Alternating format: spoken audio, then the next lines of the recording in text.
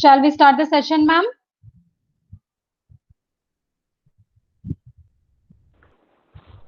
Yeah, Dr. Neela.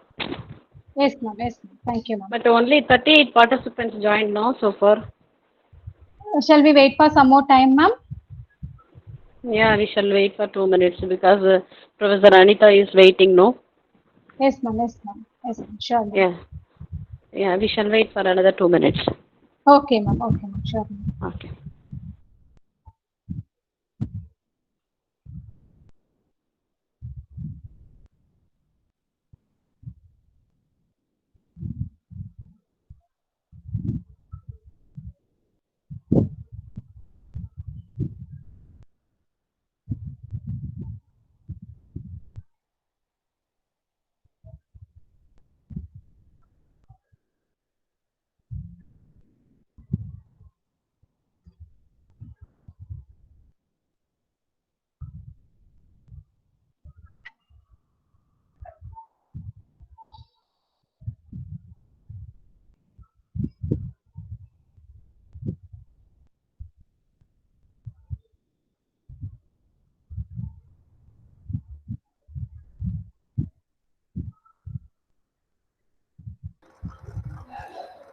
Madam, Neela madam, today afternoon we don't have? No, sir. No, sir. Okay, madam. Okay. Yes, yes, sir.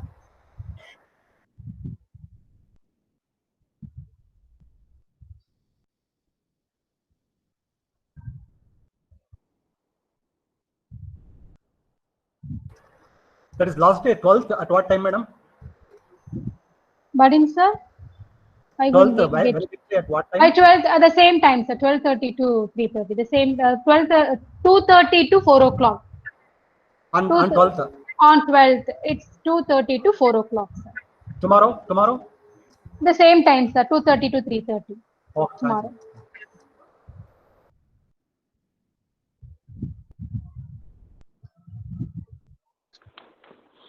Yeah, Dr. Neela, we shall start. Yes, ma'am. Thank you, ma'am. Good afternoon, and all. It gives me an immense pleasure to welcome you all for this 1 month gender sensitization and capacity building program on gender, society, economy, and polity, organized by Department of Women Studies, Balidas University, Center for Women Studies, and the National Service Scheme of Kaveri College for Women, and Regional Association for Women Studies, RAS. I welcome you all. May I now request Dr. N. Murugeshwari, Professor, Department of Women Studies, Balidas University, to render a welcome address. Welcome you, ma'am. Yeah, thank you, Dr. Neela. So, very good afternoon to all. Due to some inconvenience, we reshuffled the schedule by today. So, I thank all the participants as well as the resource person. And a very important announcement that we lost a great activist, a social activist, a former president of Indian Association for Women Studies, former president, Professor respected Elena Sen, passed away. So we have to remember her contribution towards the society.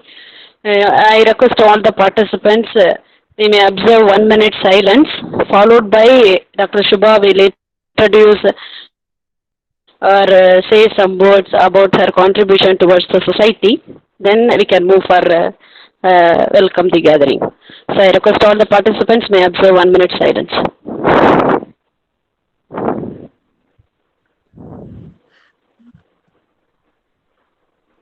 Professor,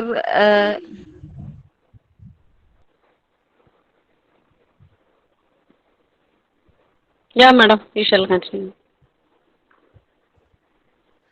Professor Elena Sen, author, activist, and academic personality, and very renowned, well-known feminist and the human rights activist, who had been suffering from cancer for several years and passed away on August 9th. She survived by her husband, very noted human rights activist Dr. Binayak Sen, and two daughters.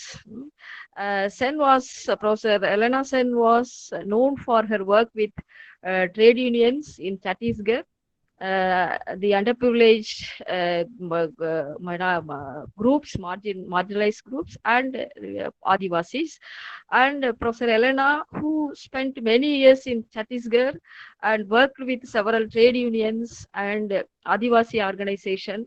And after that, she had moved to academics a decade ago.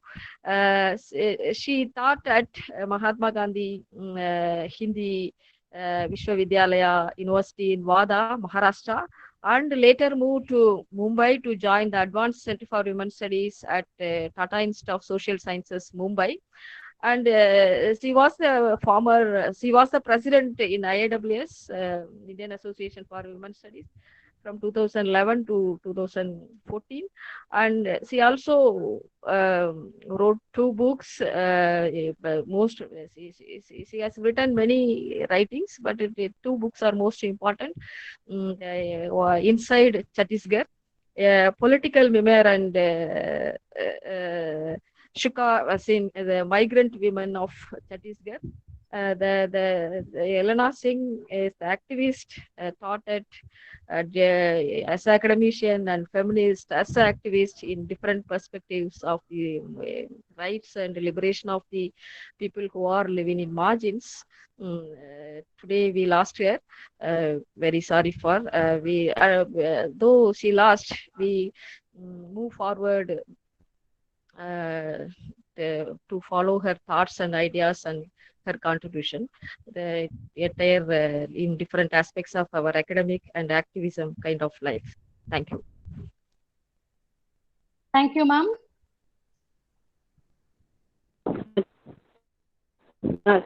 Thank you, Dr. Shiva.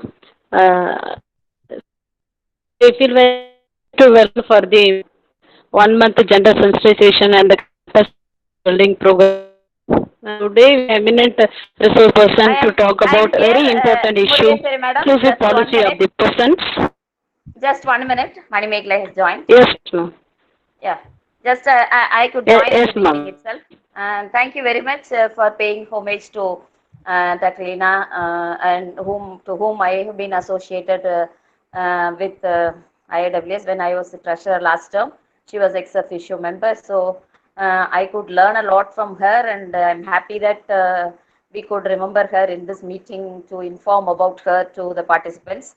And we really miss her, and whenever we met, sometimes if she could not join some of the ECs also, and whenever she comes also, in spite of her extreme illness and the diet food which she was taking, she would certainly be present and contributing in the meetings. So that was the kind and so kind, calm, but very contributing person. And her work towards the Chhattisgarh tribal communities and the rights of the people there, the extremely vulnerable people, and her joint work with BMEC, etc., cannot be exaggerated. So much she has contributed, and we are going to have some program virtual memories also with IWS, and there are some suggestions in the WSC group that we can get these memories shared and bring it out as a book also. That would be the real homage that the tribute we pay to Irina. So such an eminent person who struggled for a long, but she was a role model because she never showed it off that she has been suffering. Right from Hogati, she has been, but she never showed it off, and we are losing the second, the core. Last year, we also last one of the EC members, and now we are losing. Shakira is the one from Assam, and that still is there, and we are losing the other person. So with all her contributions to the women's movement particularly, and that too for the marginalized and vulnerable, you cannot just afford to forget Elena's contributions to the women's studies. And it is not only women's studies, to the entire, it is women's movement. So everybody who is attending here will be, I only see some around 57 participants, so others will join. But anyway, I have shared in the groups also, so you'll be able to understand what is actually there happening. So with these words, now you please proceed to the structured program, I think Anita has also joined. Welcome, Anita. Yeah, Dr. Murugeshwari, please. Thank you. Yes, ma'am. So, as the Professor Manimegale rightly pointed out, that really it's a great loss for us. And we have to bring our social contribution towards the youngsters in the gender sensitive. We have to do. So, we move to welcome the gathering. So, today, very important topic about Professor Anita ma'am, inclusive policy of the person with the disability intervention in the COVID pandemic. Yeah, the global crisis of COVID-19 is pre-existing inequalities, exposing the extent of exclusion and highlighting that work on disability inclusion is very essential. The people with disabilities, people are one of the most excluded groups in our society. There are in terms of victims, and the policy also has been taken by United Nations towards inclusive policy of persons with the disability intervention in the COVID pandemic also. So even in the normal circumstances also, person with the disabilities are less likely to access health care, education, employment, and to participate in the community activities. But they are more likely to live the liberty, experience higher rates of violence, neglect, abuse, and among the most marginalized in any crisis affect the community. So in this regard, this is a situation to talk about further the disabled person in this situation, who would fortunately impact the person with the disability directly and indirectly. So today we have the right person will give the information and what are the processes and what are the strategies we implemented exclusively for a disabled person. So very important will be talked by Professor Anita ma'am. So I, on behalf of Department of Women's Studies, Bharatdasan University, NSS Kaveri College for Women, and the Regional Association for Women's Studies, and on behalf of all the participants, I welcome you on behalf of the organization, all the participants for your active participation. I welcome the organizing committee members, Professor Manimegale, Dr. Neela, Dr. Shubha, and Dr. Shami Banu. So once again, I welcome you all. Thank you. Thank you, ma'am. Thank you so much. Good afternoon, ma'am. The pleasure is mine in introducing our today's eminent resource person, Professor Anita Hai, School of Human Studies, Professor Ambedkar University, New Delhi. Anita Hai, madam, joined as a professor in School of Human Studies, Ambedkar University, Delhi in 2015. Before this, madam has been an associate professor in Department of Psychology in Jesus and Mary College, University of Delhi. Her interest is in disability studies, issues of sexuality, psychology, and gender. As a former fellow at the Nehru Memorial Museum Library, Teen Murthy Bhawan madam has researched on issues of care of disabled women recipients, that is their daughters, and providers of care, that is the mothers, with a leanings towards feminist and disability theory. She has been the former president of an Indian Association for Women's Studies. Madam has authored 3 books: Disability Studies in South Asia, Knowledge and Experience; Rethinking Disability in India; Embodied Form, that is issues of disabled women. Madam has engaged with the field of disability studies for many years, and her contribution to the field is considered as seminal. Her volume Disability in South Asia, Knowledge and Experience is considered as a significant step forward and a milestone, the first its kind in South Asia. Madam is pushing for disability studies to climb the status of the university discipline.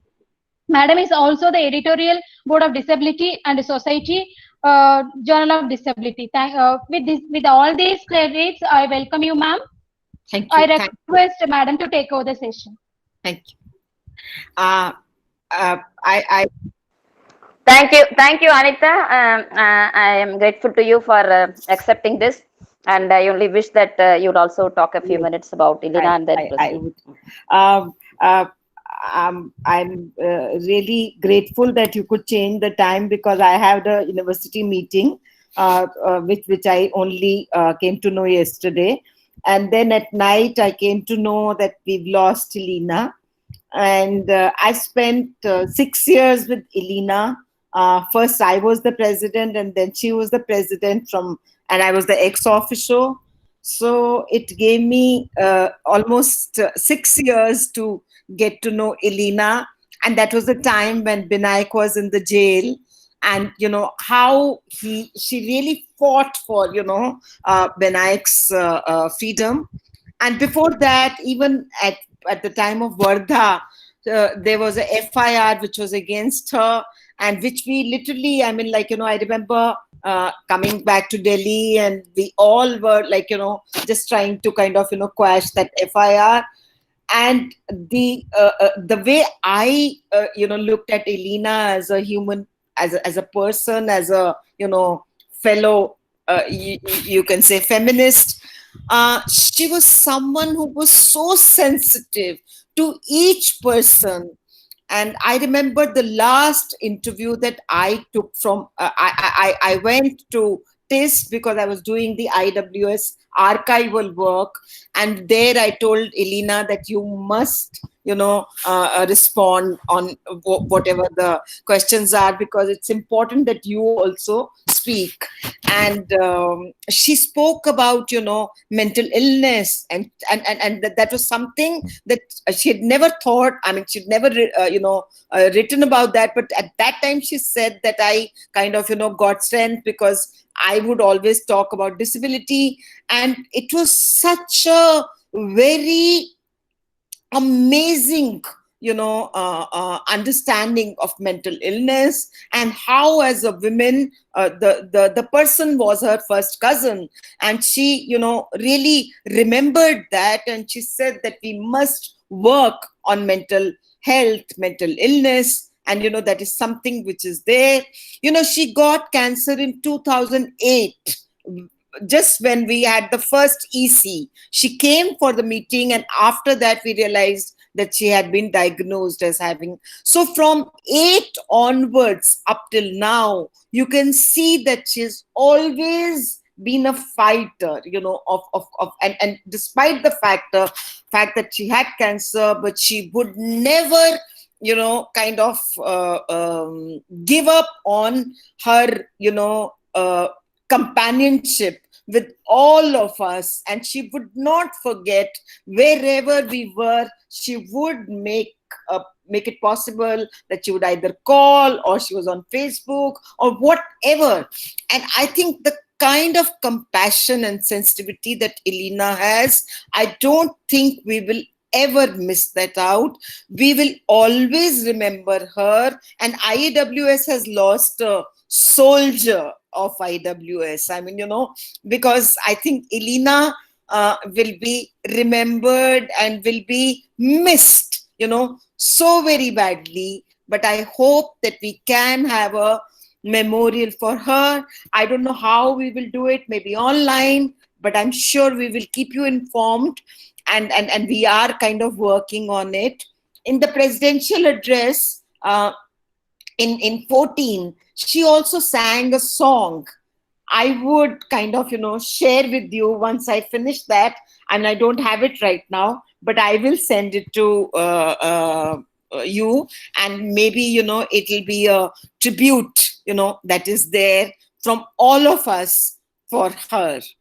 And it is such a coincidence that here I am talking about Elena, while, in fact, I corrected the spelling. Her first name is I, not E. So Elena. So I just corrected without realizing. And I'm sorry about that, but I thought that I should kind of do that. And to me, it's almost like God has sent me this opportunity to share my, my heartfelt condolences to Binayak, to his daughters, to her mother.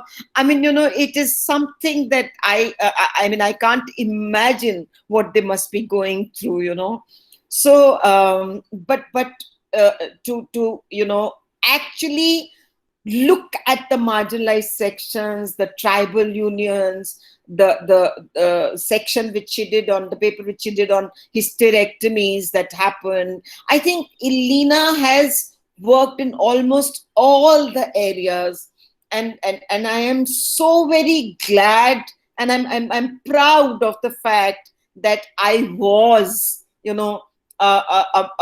IAWS member who learned from her, who could, always keep on learning from her. The condolences to all of you as a community, because like she said that, while we might have, debates on sisterhood, but I think Elena never denied the fact that sisterhood definitely is there for all of us. So that is something which I wanted to share with you all. Thank you. I will go to what I have been kind of, my brief for today is, Yeah. thank you.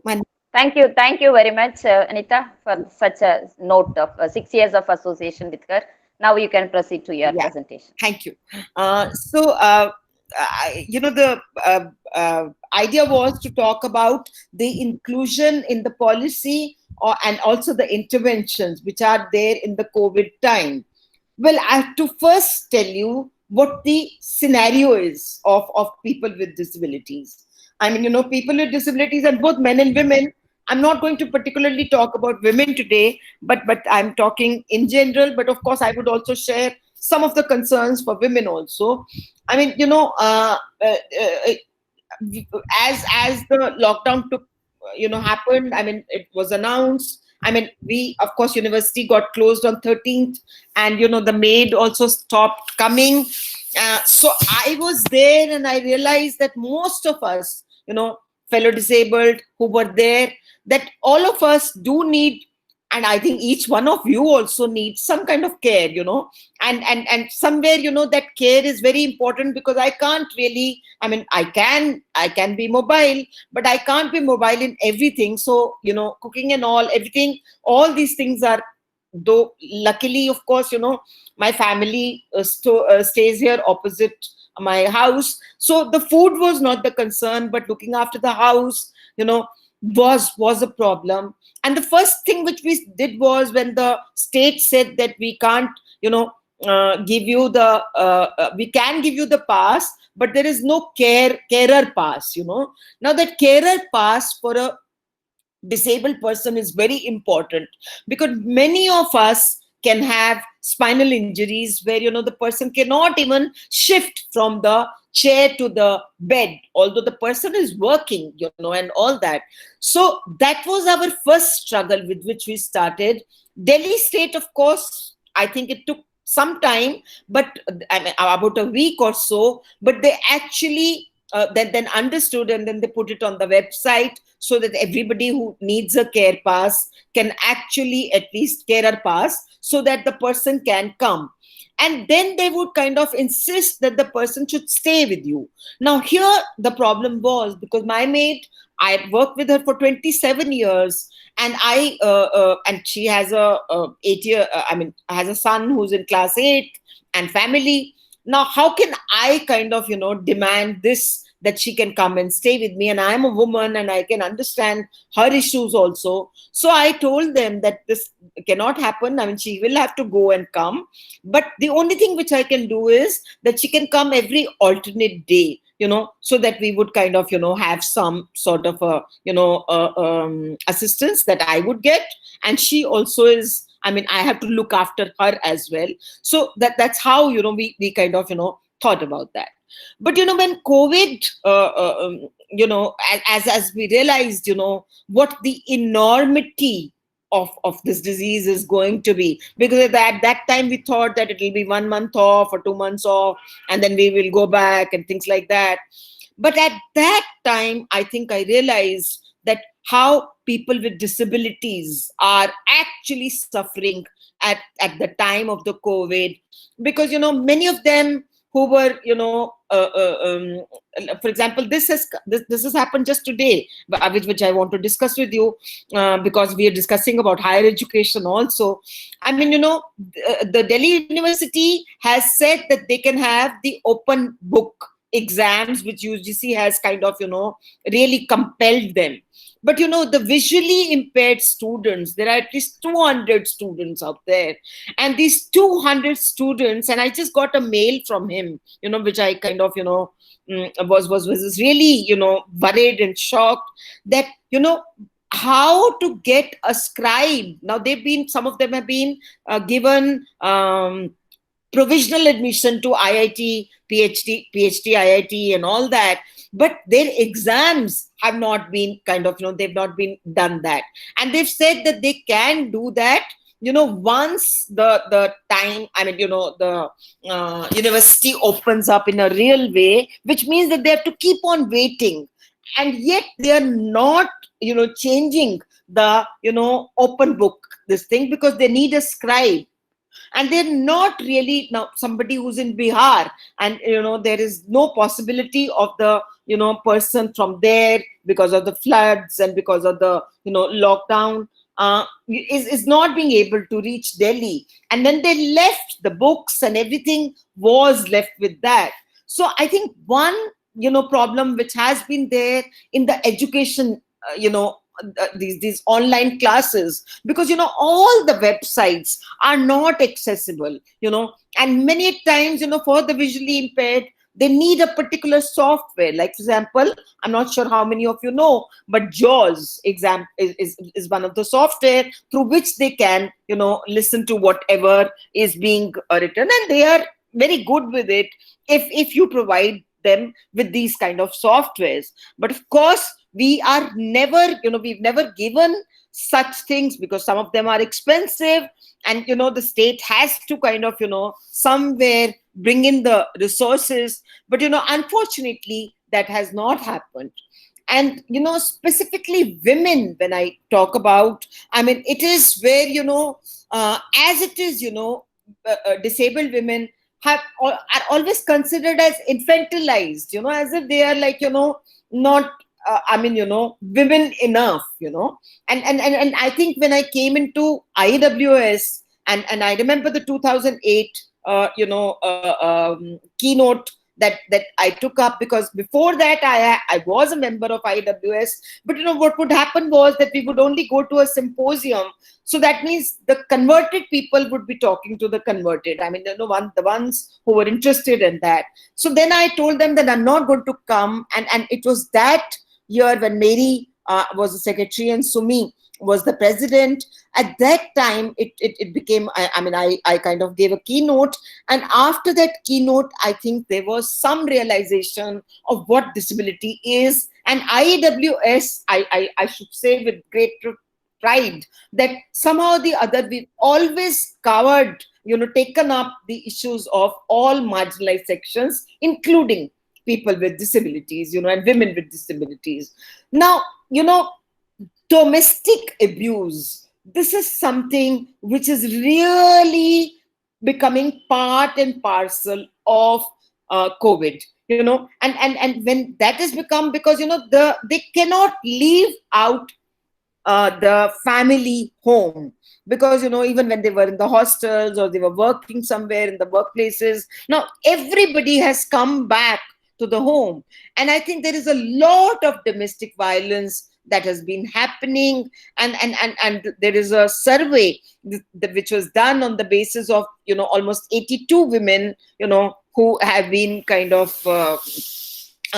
studied, and we found that there are so many problems that they are experiencing, because within the home, I think as it is kind of a well-known fact that rape would happen outside, but for the disabled women, the abuse and rape actually happens inside, and the family is more responsible in one sense. Family, when I say, it could be an uncle, it could be any other person, but right now, the oppression that one experiences, how to kind of, do that much work in the home, and how to kind of, also protect yourself, like they talk about these protections of social distancing, hand washing, and the mask. Now, many times the deaf people, when you have a mask and you want to do a sign language, which is helpful, you can't even actually, you'll have to take the mask off, So it's becoming like a problem, as to how they are going to respond to each other, and that's a serious thing, and washing hands. So for people who are not mobile, and social distancing means that you have a cane, but every place the tactile parts are not there, so excess always is a serious issue.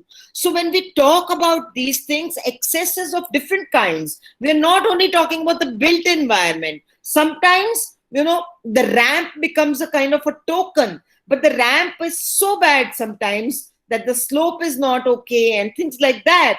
So I feel that during the COVID, we are not even, I've heard almost, I can say, thousands of conversations that have happened on the television about all sorts of things, getting the AIMS director, getting all sorts of, doctors who are there. But there is very rarely that, there's any conversation on disability as to what is happening to people with disabilities. In America, because we don't have data in India, but this data came from India, which I think must be happening out here also. But because we are, in our homes and we are lost somewhere, we can't get the data completely. But I remember, I came to know that when they were sent to the hospital, and they said that, the ventilator should be used for a able-bodied person, and then it can be given to a disabled person, which means that, it is better to be dead than alive kind of a approach, where you're saying that a disabled person's quality of life is less than the quality of life of an able-bodied person. And this is what COVID is kind of doing. For example, in America, there are problems in UK, and these problems are there in India as well. In India, there is an even more serious problem because, they don't even imagine that there is a possibility that a person with disability, because they think about disabled as a global understanding that a person is disabled. So when a person is disabled, the person is disabled, and they will not think about the healthcare in that particular sense. So COVID can happen to even people with disabilities. But when it will happen to disabilities, we've got to really ask these questions, that whether the people who have been, tested positive, whether they really can go to the hospitals, which are accessible hospitals, where they can actually have a disabled friendly toilet, a disabled friendly, hospital. But there are, stairs, there are steps, and, it is so difficult for them to really, carry on. As I was listening to, the finance minister, and the fact that they were of course giving some food material to the migrants as well as the marginalized people. About the disabled people, they gave 1,000 rupees in 3 installments. Now you can imagine that how would you live with those 1,000 rupees, and that to 3. So which means literally it is 300 rupees or 330 rupees, which you will get in your first installment and the second and the third. And how will you reach there also? The reach to the banks in any case is not so easy that they are all accessible. I taught in Jesus and Mary College. The bank in Jesus and Mary College itself is not accessible. So, you can imagine that we are talking about Delhi, a metropolitan city, a capital city. So how to think about, women and men with disabilities who are everywhere else? There was an instance anecdote which came it's a real thing.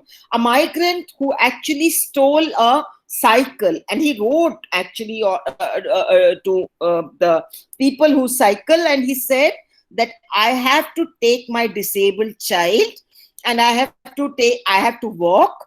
I can walk, but the disabled child will not be able to walk. So I'm stealing the cycle. And I will, whenever I come back to Delhi, I will bring the cycle back to you. I mean, can you imagine? There were questions about moral and ethical issues as to what stealing and all. But can you imagine what a parent, who's caring for the disabled person, what it is going to be? And so many of the people, who are disabled are being cared for by, usually the mothers, because, the caregiver is the mother. Now, there is so much of, like debate, which is there even earlier on the caregiver, the women caregiver, and the labor. That much work has been, done. But they've never spoken about, and this is what I want to kind of share with you, that in the COVID time, we are not talking about, and earlier also, about the recipients, what kind of care I'm receiving, and that particular, and there, it doesn't matter, because only care has to be given, almost like a commodity. But care is not a commodity. Care is a relationship, in which everybody can be. I mean, there is a lot of interdependence between, the two, the caregiver and the care recipient. But we've never spoken about what is required, what qualities of life can be there. But I think in COVID, this has become a more serious problem as to how do we care. And supposingly, if the mother has tested positive, then who is going to be the caregiver? Or if the whole family has had has tested positive, then what happens to the disabled, child, disabled young adult, adolescent, woman, man? I mean, all of these categories. Now, when I talk about disability, I'm simply trying to say that, as of the paper work, in the policy, there are, provisions, which are there. But I think the difference that is there is that these provisions are never implemented in a way that, during the COVID, people would be able to kind of, assist. Many of the visually impaired young men who were working had been, laid off. They were, they didn't have the rent to give to the, landlord, and they actually were thrown on the roads. Some of the NGOs, of course, looked after them, but the rest, of course, literally were on the roads, and they had to be also, many of them, trying to go back to the village or whatever. So, and many of them who lived in the city and yet became like, almost, on the road, and not really, only getting some food which will come up, from the state or from the NGOs. But the indignity, the inhumaneness that is there, that I think is very much there for, people with disabilities. Nidhi Goyal, who with the Sight Savers and with the this one point of view, they actually took up, and I'm just going to bring this up as a very short kind of a summary, which is there. And it says that these were 12 experts and all, but I'm just going to tell you what are the major issues. Excess. Let me tell you that few of my friends told me everything is shut. I did not know what the problem, but later on I learned from ISH News, which is a news channel for the deaf community. In the starting, I was told to stay back at home. That is, they just said, if you got out, you will die. A 35-year-old deaf woman. Now, this is where, participants who relied on lip reading reported that extensive and necessary use of masks has created barriers for them in independent accessing of services. With regard to digital access, like I told you, the blind participants reported that not all applicants and the websites followed the web content accessibility guidelines, making digital spaces inaccessible. The Arogya Setup Setu app is not accessible for people with disability. This is one of the most important apps. There are guidelines being circulated which is not accessible for the blind people. It's a scanned document in PDF document. This is not readable by the screen readers.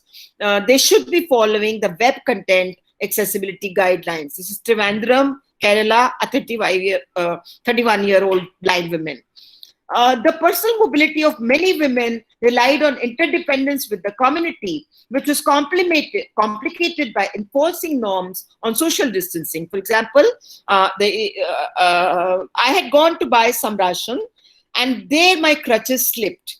I felt down. In normal times, someone definitely used to come to pick me up if this sort of a thing happened. But that day, no one came. Then I took out my sanitizer from my purse and gave it to the shopkeeper, and then he came to help me out. A 39-year-old woman with locomotor disability in Ahmednagar, Maharashtra.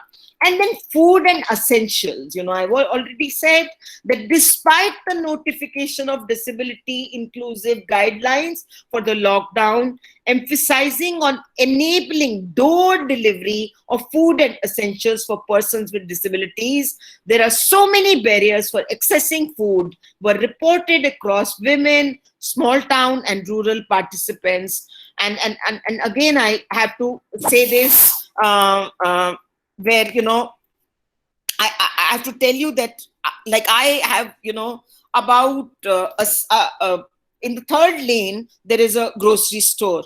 And when I used to kind of, call him up, he used to say that if you can, spend 1,000 rupees, only then I can send a home delivery, which means that, I can't get anything less than 1,000 rupees. I need to have 1,000 rupees with me, and I have to first create the 1,000 rupees thing to get the food from there. And for people who actually, are, don't have that much of money, where the scholarship in itself has been, or the stipend has been about 300 rupees, then I think that the difficulty is much more. Let me again take up another example. Yeah. Okay. For example, if the online people have dropped the groceries at my society gate, they don't offer to help.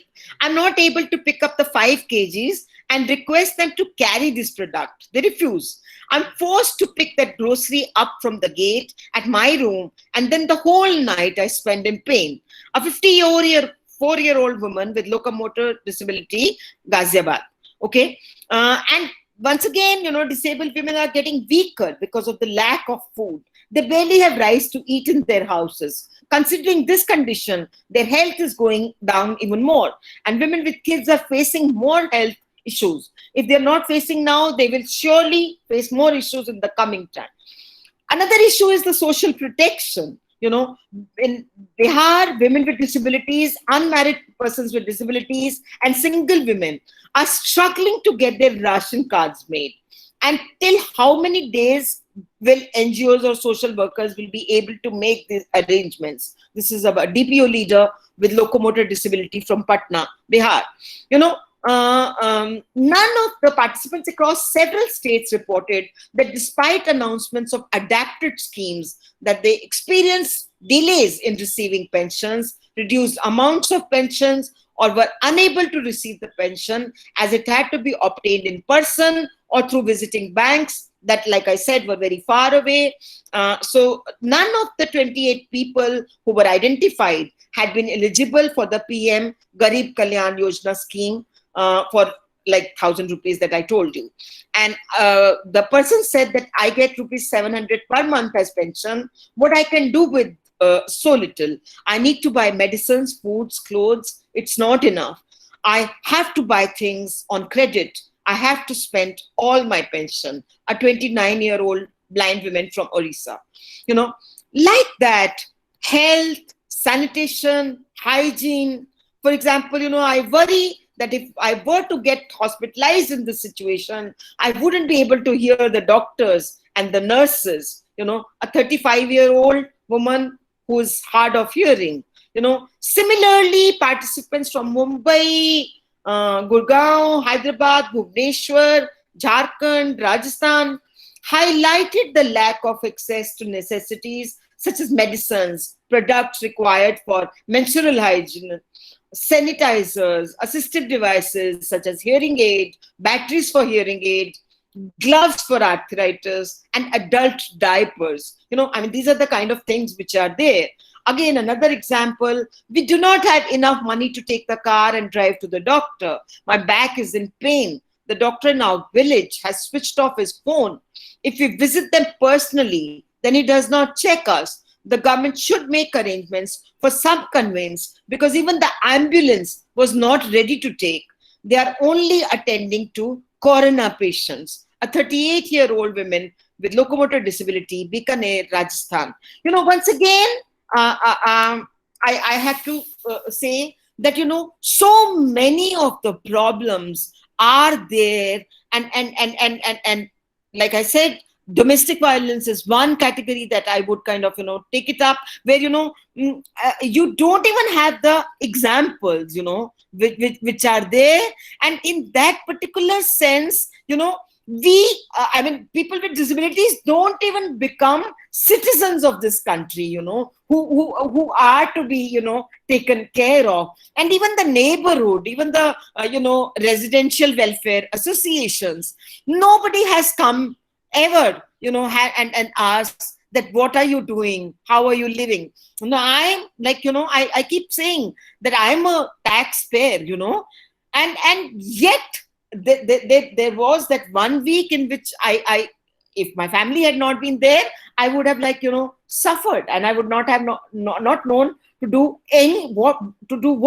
I would I be alive or not? And that problem would always be there. So I think when we talk about interventions, I went up to India today. I did a video and actually, really pleaded to them that please talk about disability, please talk about mental illness, please talk about, and disability is not one singular disability. Disability, the heterogeneity. I remember in Calcutta, the father who had an intellectually impaired son was trying to put the mask, and because he's intellectually impaired, and was not really listening to him, but somehow in the process the child got killed, and many of the mothers, with autistic children actually told me that, how they are, because, autistic children can work in a kind of a very, very standard way of, kind of whatever they've learned, they go according to that. But when the changes had been created, with COVID, then they really can't understand anything.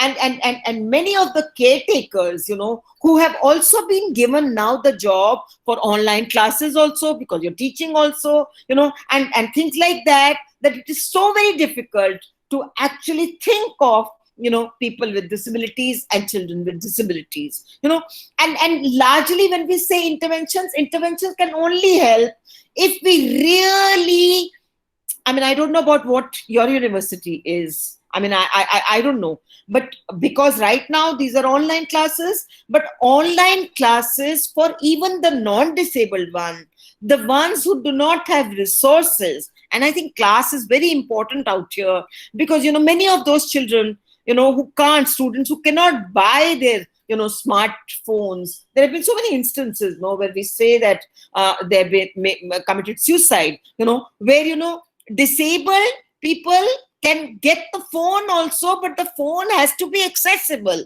so the idea is that there are so many more problems, so whatever their classes are, their classes, they're losing out on the classes.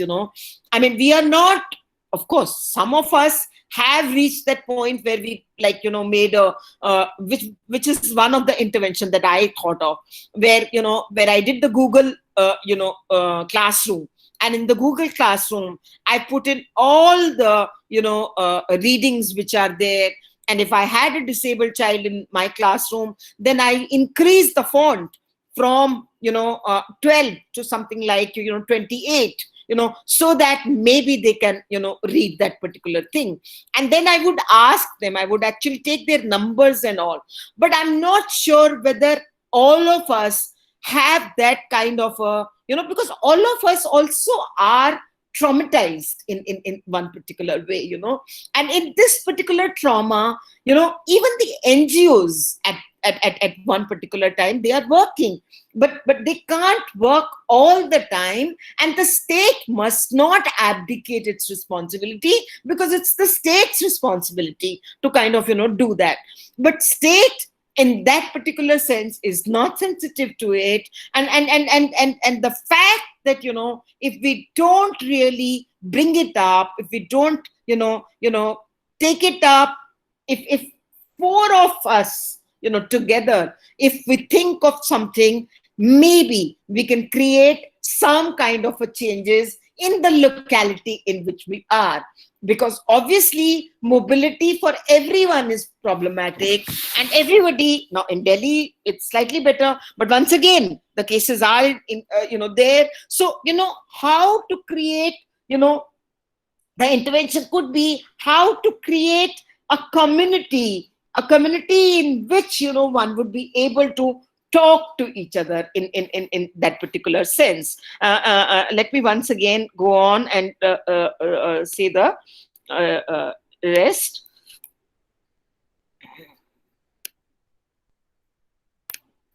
Yeah. So and I've spoken about education, so I don't want to kind of take employment and the livelihood. Now this is where, while the majority of women with disabilities who participated in the discussions had a job or some other form of livelihood, 50% of them have expressed issues and challenges on account of their access to work and livelihood during the time. Losing their livelihood and jobs was observed as the most common concern that all these women had. And I am going to say all women and men have. While a few respondents clearly benefited from being given the ability to work from home, for others to shift to remote working appeared to just enable isolation and segregation on yet another forum. For those of us who depend upon lip reading, it's exhausting.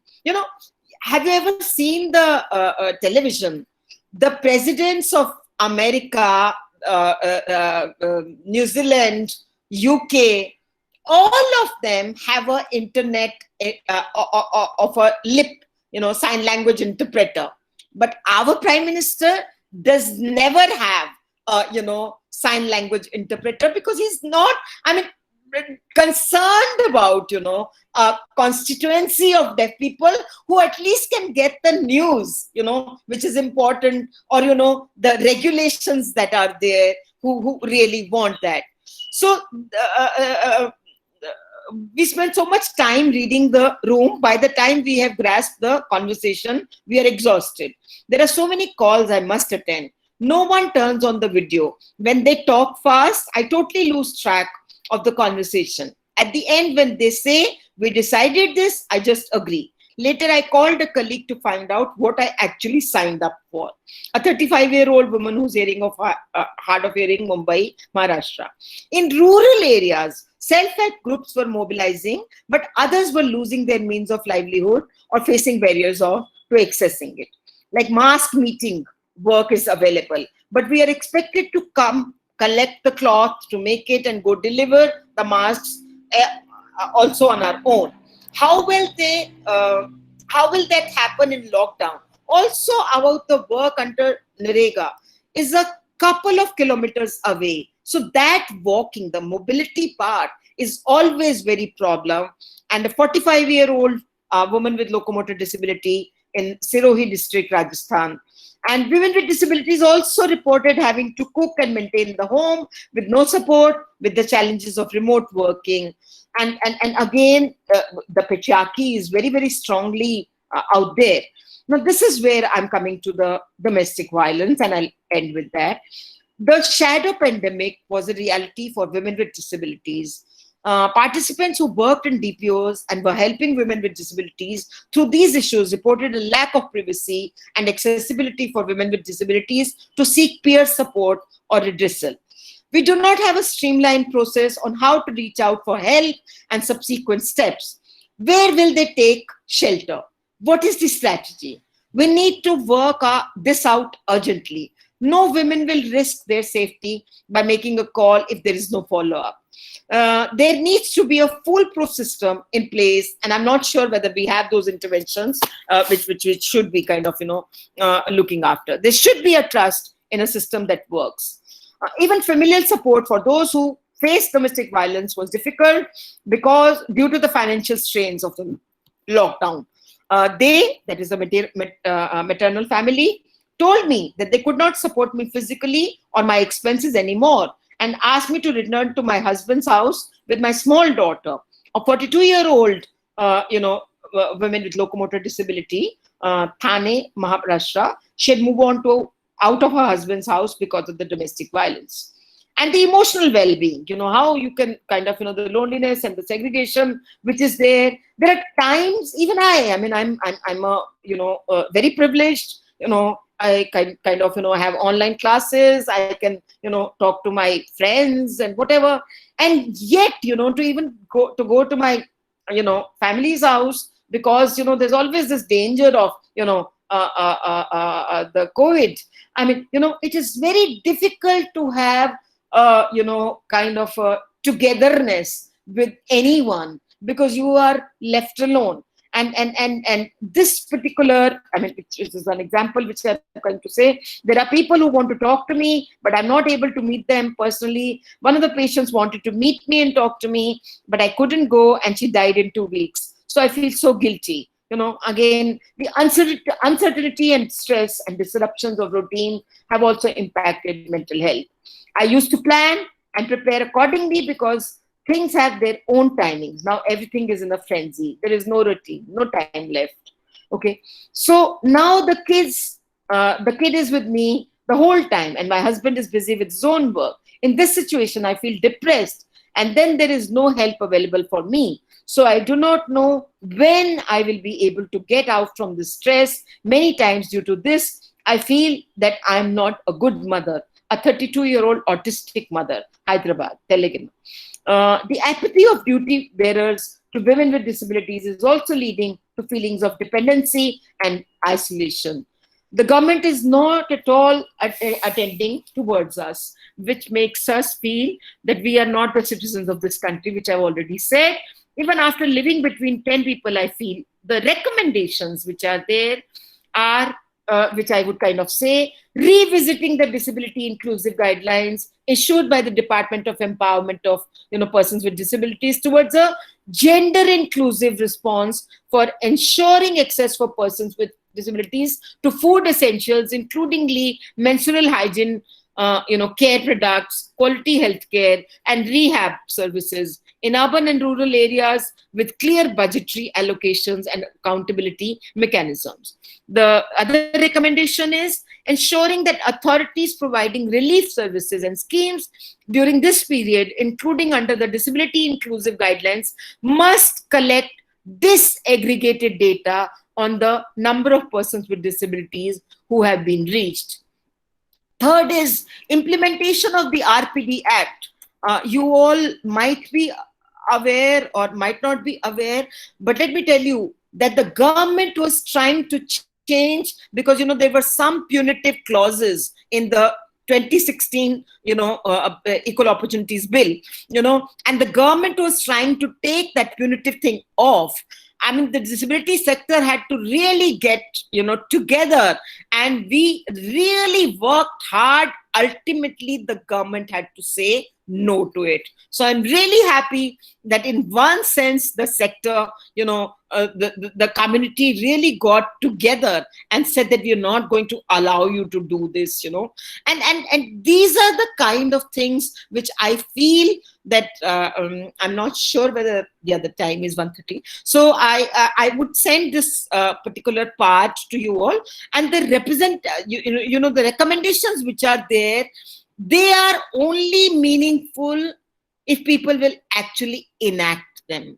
If they are not going to enact them, then there is no sense. I hope I have been able to share some parts of the COVID, although of course it would take a lot of time. Thank you so much. Good afternoon, madam. Yeah. Thank you, madam, for your wonderful presentation based upon primary data. I am Dr. D. Gopal Singh.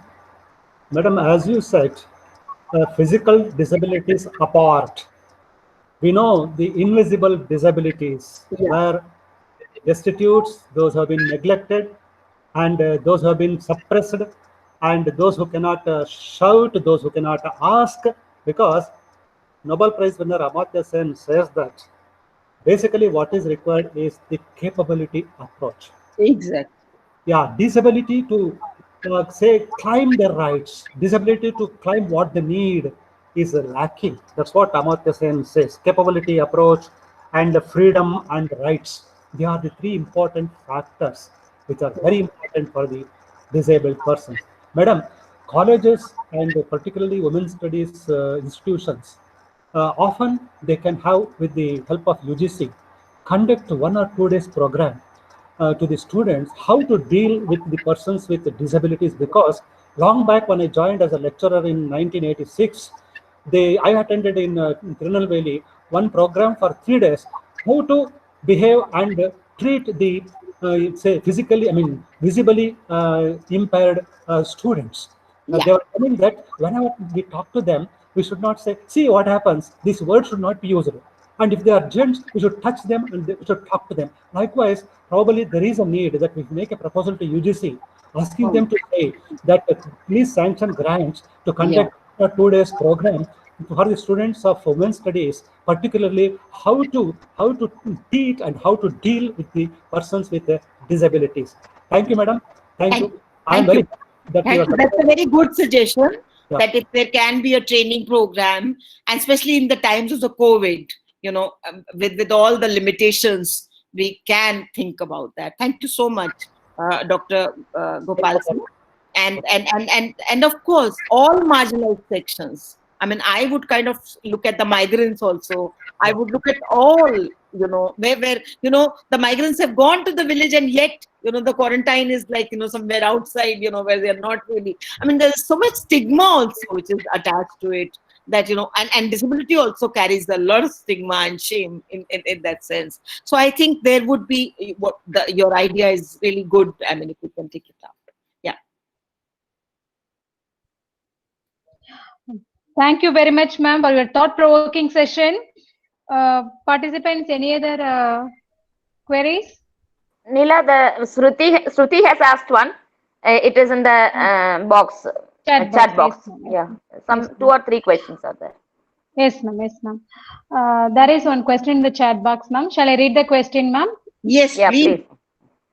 What can be the survival challenges of disabled, destitute women in context of multiple parameters, especially the economic constraint, whereas losing job became a common phenomena under COVID-19 scenario? Please share your view with recommendations, ma'am. This is a question by Shruti, research scholar, Bhadas University. Yeah, I think, when the livelihood is lost, the only thing that can be done is that if there is, wherever the community is, and of course the state has to play a role, and if you give them like 1,000 rupees, in once kind of a thing you have done, I mean, what can they achieve from there, So I think that is something where state And maybe also, I mean, I was looking at, Haq for Child Rights, which is an NGO in Delhi. So this time they have used the money, whatever the money they had, they're using that money for, destitute women, and especially the one who are without the, who had lost their livelihood. But I think all of us also, of course, we are responsible citizens. We also have to create communities in which we can at least give them some kind of a job that gives them, like, even the what all the schemes which are there, whether the disabled women can be, or destitute women can be included in that, schemes is very important. But I can't say that I have all the answers to this, because it is so very difficult that people have, like, everybody is like, reduced, the money that they're getting is the reduced one. But the ones which are not getting anything at all are the women who need to be responded to by the state, as well as, I think, by the community as well. So many of us, like, we kind of created the disability sector. We've created a kind of a, fund, through which we feel that we can kind of, give some money for some sustenance, which is there. But this is not the answer, because the answer is a more difficult one, where we would have to kind of find whether we really have grants that can, look at the women who are suffering in this particular sense. Thank you, ma'am. Thank you. Madam, good afternoon, ma'am. Yeah. Yeah, ma'am, I'm Brinda, ma'am, WC coordinator from Andhra Pradesh. Yeah. Ma'am, your session is really thought-provoking and a wonderful and valuable session, and what you have represented is very good, ma'am. Just I have a query. Still, these disabled persons or orphans, by all the people in society, they are discarded, ma'am. Though they are working than that of the normal human beings also, they are discarded in all aspects. And they don't appreciate anybody, and such like an untouchability they put aside. And majority of the people are in depression state due to inferiority complex. What they are doing also, they committing suicides also due to this not awareness in them.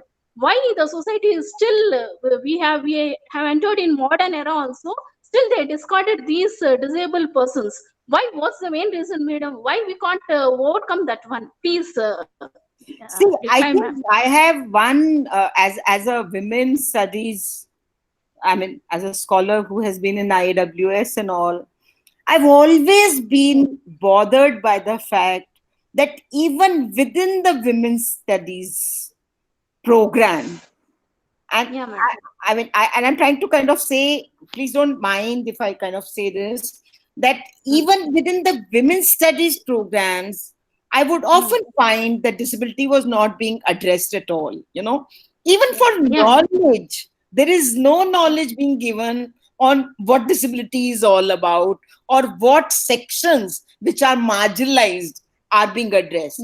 Yeah, caste is addressed at some level, but the ones who are at a level where poverty is weaved with it, is intersecting with the issue, for example, disability, or the fact that there is a orphans, you said, now all these things require first some sort of a understanding of what and how the circumstances are they are placed in.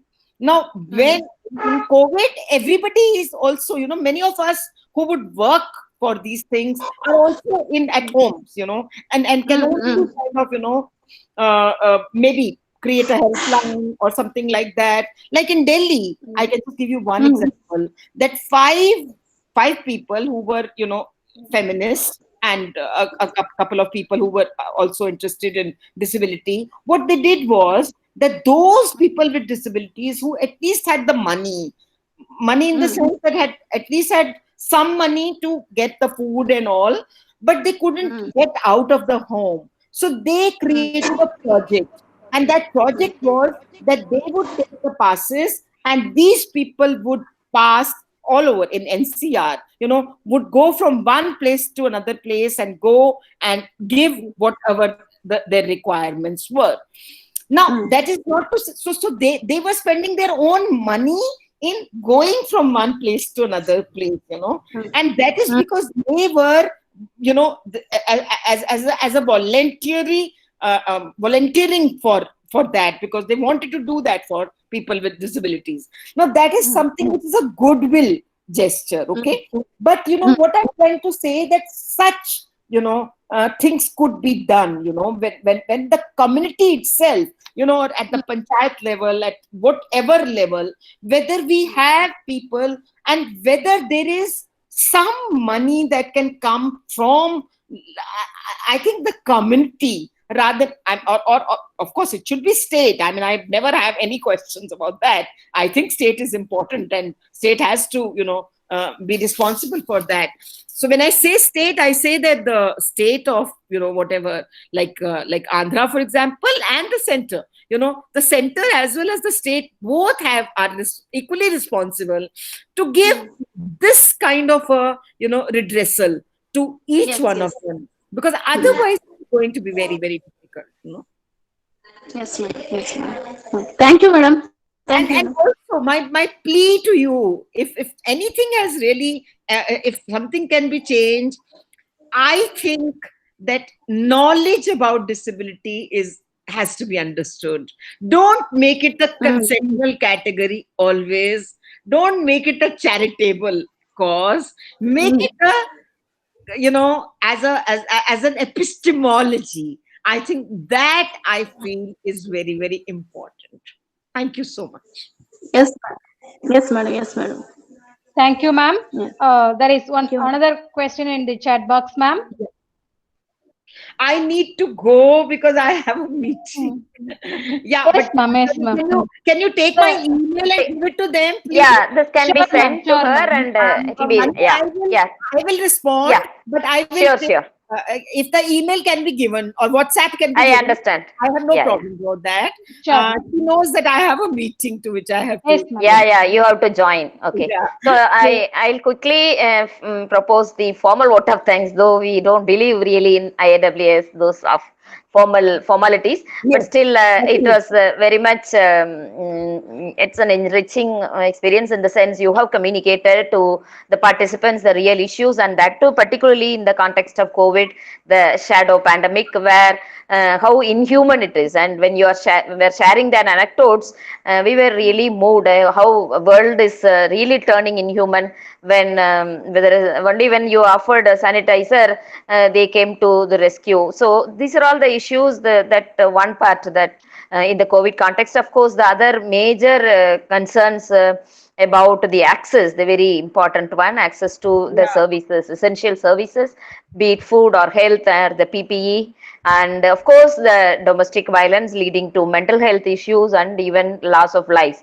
So these are the various kind of important and crucial concerns that we need to be, everybody is responsible, I believe. Of course, the community is there, the individuals, the state, and the community organization. You were mentioning about the Residential Welfare Association also. So you have at least go and ask whether are they okay, whether there is any need. I don't think that this is happening, because everybody is inside in a confinement, and so of course in IAWS you are making a point that women's studies are also not sensitive enough. That is true. I agree with that. But IAWS, since as you said, I could not be with you in your EC, but I followed your EC. I was there in the Chennai conference and this conference also. So we made it a point that we invited the special experts in the field from Equals here in Chennai, Meenakshi Balasubramaniam and the whole team were invited to do a disability audit before the conference, and we tried to avoid the building.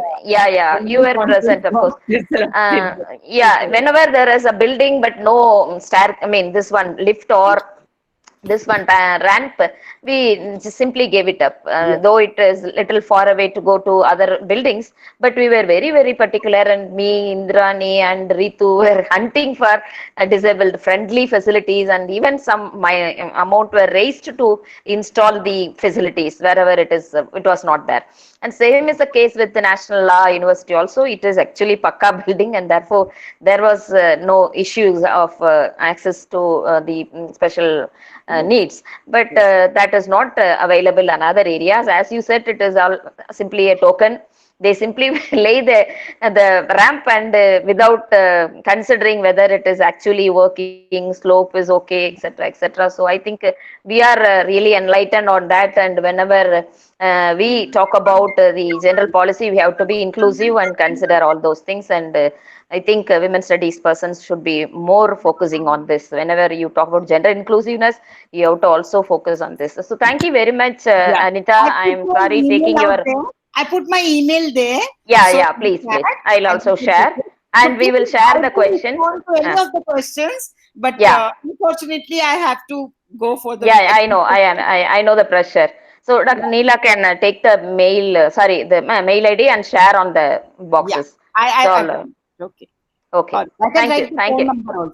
Thank you. 9811 54957. This is the WhatsApp number, so you can have a chat with me whenever. Okay. Thank you. Thank you, ma'am. Thank you so much, ma'am. Manimegalai ma'am, shall I give the announcements about the test and feedback form, ma'am? Manimegalai ma'am, okay. Participants, kindly note the feedback form for this 1 month posted in the chat box on 11th August 2020, that is tomorrow. The link will not be shared in the WhatsApp group. The test link will be posted in the chat box on 12th August, that is at the end of the session after the vote of thanks. The test link will not be posted in the WhatsApp group. If anybody has network issues and failed to fill any of the forms posted in the chat box, you can text me personally. After verifying your attendance details, I will send you the test link to your WhatsApp number. Minimum eligibility to attend the test is at least 50%, that is 70% of your attendance. Yes. 70% of your attendance. Around 500 participants across the country register for this course, but we have so that we have created 2 WhatsApp groups. But daily we can see around 150 to 160 participants in the list. The participants who spend their valuable time and their active participation deserves a round of applause. Even I can remember some of the name of the participants also. So don't ask me to post the feedback form in the feedback form link and test link in the WhatsApp group. It will be posted only in the chat box. With regard to a test, there will be 25 multiple choice questions. Each question carries 4 marks, total of 100 marks. Those who secured at least 50% can eligible for certificate. If you fail to score 50%, nothing to worry, you can re-attend. That means you can attend the test a number of times. Don't share the test link with your friends. Then the test question will be based on the sessions, like video recordings and the sessions. Thank you. Thank you all. Meet you all tomorrow. The feedback form will be provided tomorrow in the chat box. Dr. Neela, can we give 1 hour time for the test? Somebody is asking for the time. 1 hour? Yes, ma'am. Yes, ma'am. Okay. It was cut in between. Sorry, I then re-entered. Thank you. Thank you very much. Yes, ma'am. We'll see tomorrow. Yeah. There is another meeting at 4 o'clock today. Thank you. Thank you, madam. Thank you. Thank you, sir. Thank you. Thank you.